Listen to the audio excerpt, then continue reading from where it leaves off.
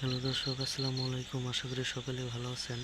তো দর্শক, দেখতে পাচ্ছেন আমরা কিভাবে আমাদের বাড়ির পাশে বেগুন সবজি গাছের চারাগুলো রোপণ করেছি। তো বন্ধুরা, এই বেগুন সবজি গাছের চারাগুলো আপনারা কিভাবে রোপণ করবেন, তো বন্ধুরা দেখতেই পাচ্ছেন।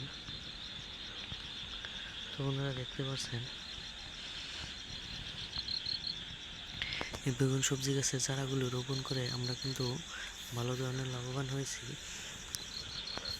এবং আপনাদের বাড়ির পাশে যে আপনাদের বাড়ির কিংবা ঘরের পাশ দিয়ে যে একটু একটু জায়গা থাকে, সেই জায়গার পাশ দিয়ে কিন্তু আপনারা এই বেগুন সবজি গাছের চারাগুলো রোপণ করতে পারেন।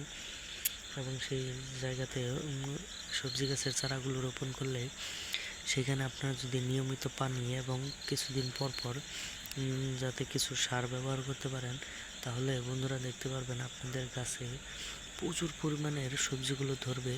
এবং এই বেগুন সবজি গাছগুলো ধরার পরে আপনারা কিন্তু খেয়ে শেষ করতে পারবেন না, এবং আপনারা বাজারেও বিক্রি করতে পারবেন, পাশাপাশি আপনারা নিজেরাও কিন্তু খেতে পারবেন।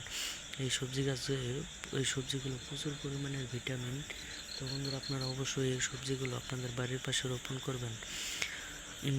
অবশ্যই ভিডিওটি ভালো লাগলে অবশ্যই চ্যানেলটি সাবস্ক্রাইব করে দিবেন। ধন্যবাদ সকলকে। সকলে ভালো থাকবেন, সুস্থ থাকবেন। আসসালামু আলাইকুম।